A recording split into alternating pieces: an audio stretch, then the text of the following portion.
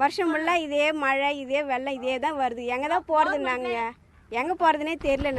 நாங்கள் 8 வருஷமாக நாங்கள் வந்து இந்த கஷ்டத்தை நாங்கள் ரொம்ப தாங்கிக்கிறோம். கவர்மெண்ட்டில் சொல்கிறாங்க யாரும் உரிய நடவடிக்கை எடுக்க. மழை வந்தால் வராங்க, கலெக்டர் எல்லாம் மழை பெஞ்சா வராங்க.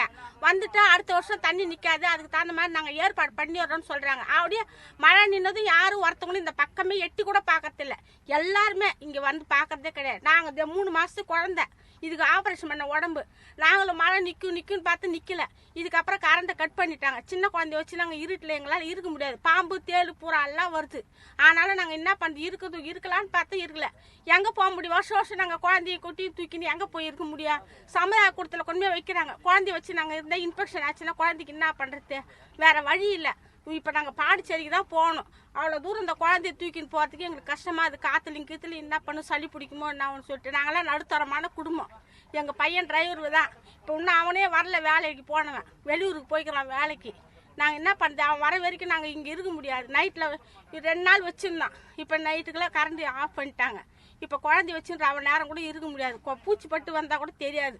அதனால் வேறு வழி இல்லை. இப்போ நாங்கள் கிளம்புறோம். நாங்கள் ஊருக்கு பாண்டிச்சேரிக்கு போகிறோம். இங்கேருந்து போய் இந்த குழந்தைய வச்சு நாங்கள் இன்னும் 1 வாரம் அங்கே தெரிஞ்சவங்க வீட்டில் போய் இருக்கிறோம்.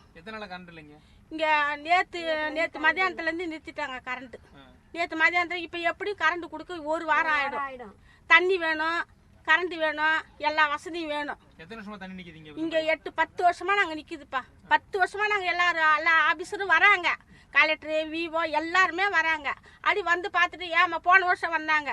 போன வருஷம் நாங்கள் நடவடிக்கை, அடுத்த வருஷம் தண்ணி நிற்காத அளவுக்கு நாங்கள் நடவடிக்கை எடுக்கிறோன்றாங்க. அப்படி எடுக்கல.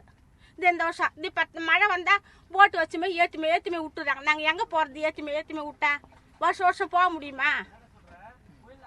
நாங்கள் ரொம்ப எங்களுக்கு எதுவும் செய்யல. இந்த தண்ணி போகிறதுக்கு ஒரு தீர்வு சொன்னால் போதும். எங்களுக்கு மெயின் ரோடு போகிறதுக்கு மெயின் ரோட்டுக்கு போய் எல்லா வசதியும் வாங்கிக்கணும் உள்ளே ஒதுக்கிறதுக்கு. வேறு எதுவும் நாங்கள் கவர்மெண்ட்டில் வேறு எதுவுமே நாங்கள் எதிர்பார்க்கல. நாங்கள் தண்ணி மழை வந்தால் நாங்கள் ரோடுக்கு ஃப்ரீயாக போகணும். ஒரு உடம்பு சரியில்லை, குழந்தைய தூக்கி போகணும், என்ன பார்க்கணும், ஸ்கூல் பசங்க போகணும். அதுக்கெல்லாம் என்ன பண்ண முடியும் சொல்லு? எங்கள் பையனை லீவு போட சொன்னால் அவங்க நம்ப மாட்டுறாங்க. தண்ணி வந்துடுது லீவு போடுறா ஒரு 4 நாளைக்குன்னா அவங்க லீவு கொடுக்க மாட்டுறாங்க. வேறு வழி இல்லாமல் போயிடுறான். நீ போய் சொல்கிறேன்னு சொல்கிறாங்க. அப்புறம் என்ன பண்ண முடியும்? வேலைக்கு போனால் தான் நாங்கள் எல்லாரும் குடும்பம் பண்ண முடியும். ட்ரெண்டை ஃப்ரெண்ட் ஆக்கிக்கோங்க. தந்தி டிவியின் சப்ஸ்கிரைபர்ஸ் அண்ட் ஃபாலோவர்ஸ் குடும்பத்தில் நீங்களும் இணையுங்க.